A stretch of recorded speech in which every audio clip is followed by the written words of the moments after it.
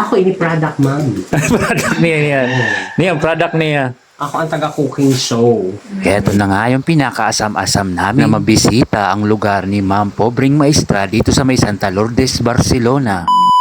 Good morning, pamahaw ko kita kay makatawag na yan sa balay nila Pobreng Maestra. Yan. Pamahaw muna kita mga bossing. Mga bossing, una sa lahat, babatiin ko muna kayo ng isang matagumpay na araw na naman. Habang nag-aalmusal nga ako, ay dumating na nga itong makakasama ko na si Jollibee. Pupunta kasi kami ngayon sa lugar ng Barcelona. Bibisitahin kasi namin si Ma'am Pobreng Maestra. Itong si Jollibee nga ang makakasama ko. Dahil nag-comment nga siya sa post ko dati na gusto nga daw niyang makasama. Gusto rin daw niyang ma-meet personal si Ma'am Pobreng Maestra. Hanap ko naman balay ni Ma'am Pobreng Maestra.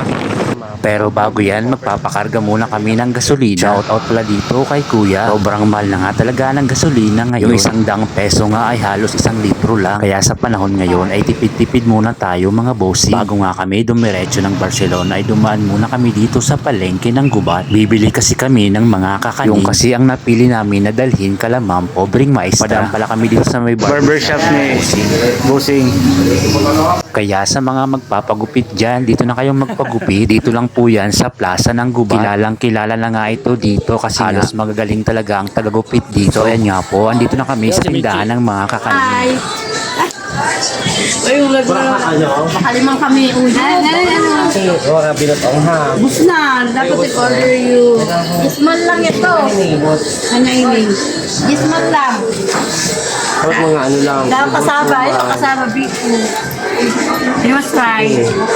We will try one. Okay. Okay lang, sige lang. 10 pesos each.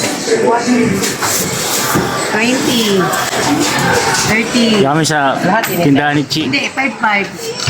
Hi! Ini. 10. Hindi ka residlay ako. 50. Uga ko? Oo. Maganda yun. 60. Kaya sa mga naghahanap ng mga kakanin, dito lang po yan sa may palengke ng Gubat. Madali lang nga hanapin ang pwesto nila dito. Bali nasa gilid lang kasi ito ng daan. Kikita nyo nga kaagad ito si Menchi at saka si Yaya Ini. Itong si Yaya Ini nga ay kasabay ni Mama ito sa pagtinda dati. Halos sa paggawa rin kasi ng kakanin ang bumuhay sa amin. Kaya syempre mahal na mahal ko talaga ang ganitong paghahanap buhay. Itong ang si Jollibee ay halos gusto ng pakyawin itong mga kakanin. Ang dami na nga naming pasalubong kala Ma'am Pobreng Maestra. Alam nyo po halos parehas talaga kaming excited na marating ang lugar nila Ma'am sa Barcelona. Kaya habang namimili kami, masayang masaya kami pareho. Yan na nga po lahat ang mga pinamili namin. Actually po si Jollibee na talaga lahat ang nagbayad niyan. Sabi ko nga sa kanya hati kami. Pero sabi niya wag na daw, siya na lang daw ang magbabayad lahat. Hindi naman siya kay ko. Talagang kubriman. Gusto mo sa yung talang yun? Ako yung kubriman. Kubriman kami ha. Yo! Oo! Kubriman kami. Thank you very much. Salamat. Bakit ito ano? Sige kita. Bebe ko. Ano kami, Chi? Sige. Ining. Sige, pili. Yan po, mag-iikot-ikot nga po ulit kami kung ano pa yung pwede naming madala doon. Na pwedeng pang pasalubong sa lugar nila Ma'am. Itong si Jollibee nga ay go lang ng go. Basta sobrang saya daw ng araw niya ngayon. Good morning, Ate Wing. Good morning. Miss Barbie. Yeah. Tayo mag-ano, kay nakakawili. Ano vlog mo?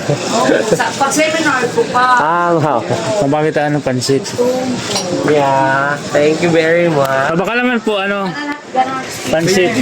Sabi mo? Ganon lahat. Alive ha. Oo. Baka naman pansit. Yeah. Uy, ano na yun? Ubusan na yun. Yo, 50. Abuto mo naman. Nagbablog. Hiwa-hiwalay. Ate Wing. Ano, isang balot lang tadi kagawad. Habang namimili nga kami, ay nakipagchismisan muna kami dito kay Ate Wing. Ate Wing.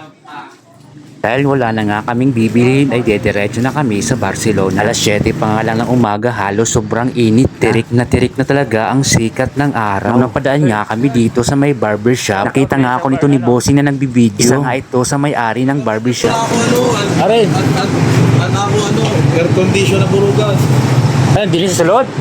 Sabi nga niya ay i-video ko daw ang kanyang pwesto. Kaya syempre itong bossing nyo, pumasok na nga dito sa barbershop. Bali ang pwesto niya po pala ay air condition. Kaya habang nagpapagupit po kayo dito, talagang marerelax kayo. Kaya sa mga nagbabalak magpagupit, ano pa ang hinihintay nyo? Tara na dito. Ito nga pala si bossing. Siya nga po yung may-ari nitong pwestong ito. Sabi ko nga sa kanya, sa susunod ay ibablog ko itong pwesto niya uli. Dahil nga sa may lakad kami ngayon, kaya medyo nagmamadali talaga kami nito ni Jollibee. Kaya dali-dali na nga akong lumabas para makaalis na kami. Mga bossing, abangan nyo pala ang karugtong ng video ito. Dahil ipapakita ko po kung gaano kaganda ang lugar nila ma'am. Sa mga followers ko pala na hindi nakakaalam kung saan ito. Dito pala ito sa may palengke ng Gubat. Dito lang yan sa lalawigan ng Sorsogon. So bali ito na nga po yung pinakasentro namin dito sa bayan ng Gubat. So paano yan mga bossing? Panoorin nyo na lang ang part 2 nitong video namin. Abangan nyo ang adventure namin ni Jollibee. Ang mga pakikipagkulitan niya kay Ma'am Pobreng Maestra. At abangan nyo rin po ang interview ni Jollibee kay Ma'am Pobreng Maestra. May one-on-one interview kasi sila. Kaya lahat tayo excited na sa karugtong ng video. So paano yan? Hanggang dito na lang po mga bossing. Maraming salamat po sa pagtitiwala. Higit sa lahat sa mga sumusuporta sa akin. Kayo ang dahilan kung bakit patuloy po tayong gumagawa ng mga ganitong content. So paano yan? Nandito lang kami sa Barcelona. Bye-bye!